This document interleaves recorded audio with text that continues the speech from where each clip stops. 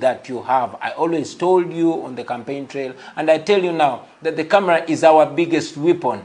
Dictators fear being exposed. So don't be intimidated.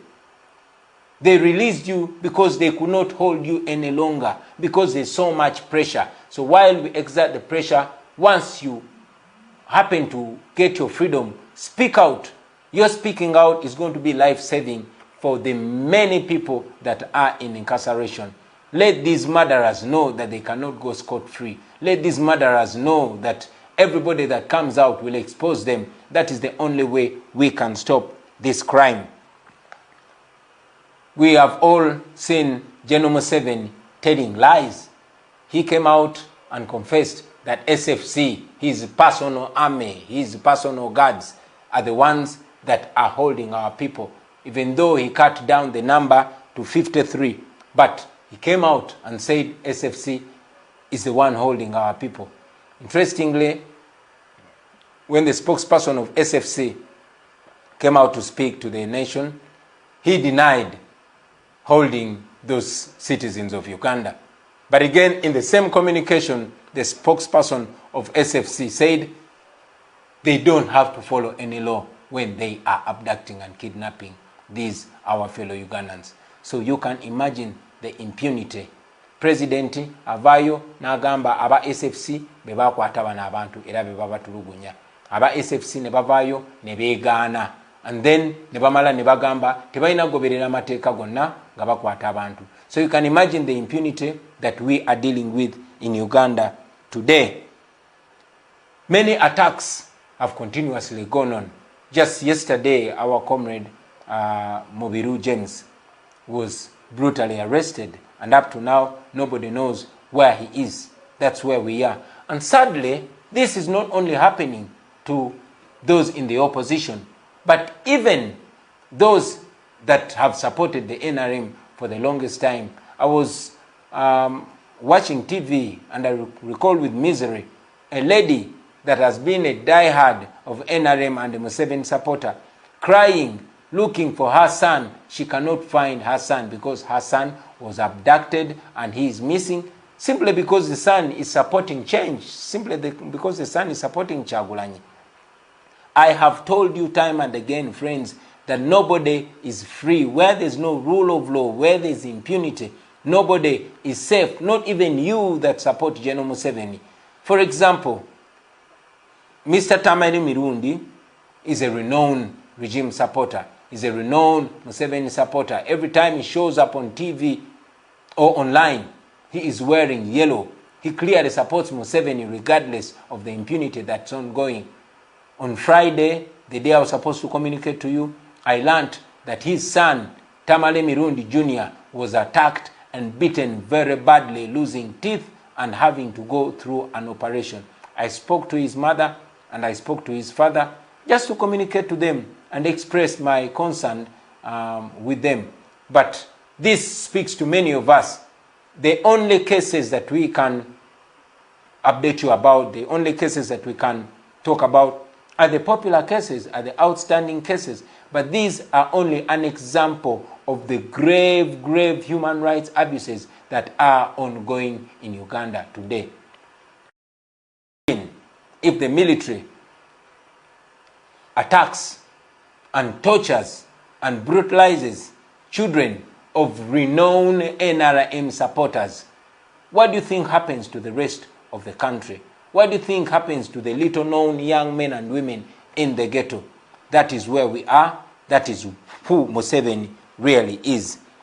We sympathize with you, friends. Tubasasira, tuyimiridde namwe, naera twagala mumanye mikwano gyaffe. Tibye twogerako bikutuuka ku buli muntu. Injustice to one is injustice to all. What affects one directly affects all indirectly. Ekyo kinyigiriza abantu abamu directly, kinyigiriza n'abalala indirectly. Ensonga lwaki namwe bannaffe abagamba nti muwagira Mwami Museveni tetumuwalana ng'omuntu naye tuwalana ebikolobero Museveni byakola. Museveni yavumiriranga Idi Amin. Now he's doing 10 times worse than Idi Amin. And that should speak to you. It should speak to all of us. We are fighting against injustice, against impunity, against lawlessness, against state-inspired violence against human rights abuses, and nobody is safe until we are all safe. So it is sad, very sad to know. I mean, the other day I was in Chitalia visiting some of our comrades, but among them is a 21-year-old young man. His name is Mujuche, also known as Lukman. Lukman Kampala is our cameraman. He turned 21 years yesterday, but Lukman was arrested and now detained in Chitalia for simply associating with National Unity Platform, for simply being a member of People Power, for simply supporting Kyagulanyi and being a friend to Kyagulanyi. Lukman's father was among the soldiers that ushered in the NRM regime. Lukman fought to, Lukman's father, fought to bring in Museveni into power. Tatawa Lukman, oboliawo yali asubira that the son will live in a better Uganda. These, our parents, struggled to make sure that children live in a better Uganda. But here we are watching Raphael Mwejuche, a son to an NRA Bushiro, who is now in Chitalia, simply because he is exercising his democratic right. That is very sad. Many young men and women have been arrested, rounded up. We have had numerous stories. When I was in Chitalia, I was informed that up to 90% of the inmates in Chitalia government prison are brought in for being associated with NUP.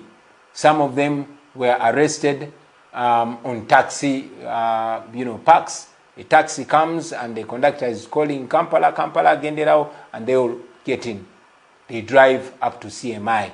Why? Because Museveni fears young people.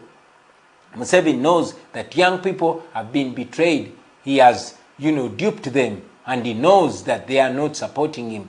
And he fears them because he knows they will assert their right in one way or another. So he's rounding up Nalumanya, Nesalumanya. Many of them are charged for possession of military stores.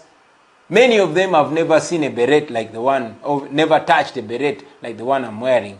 But when they reach there, they are put in a room, made to wear a beret, a picture is taken, and they are detained in Chitalia. That is how sad it is, ladies and gentlemen. Many of our children, our little young brothers and sisters, who are supposed to be returning to school, are actually missing their senior 4 and senior 6 exams. Why? Because they are in prison. Why are they in prison? Simply because they want change, or simply because they are young people. And the old man that is ruling us on gunpoint is scared of young people. Many challenges, friends. We are aware that the economy is in shambles. We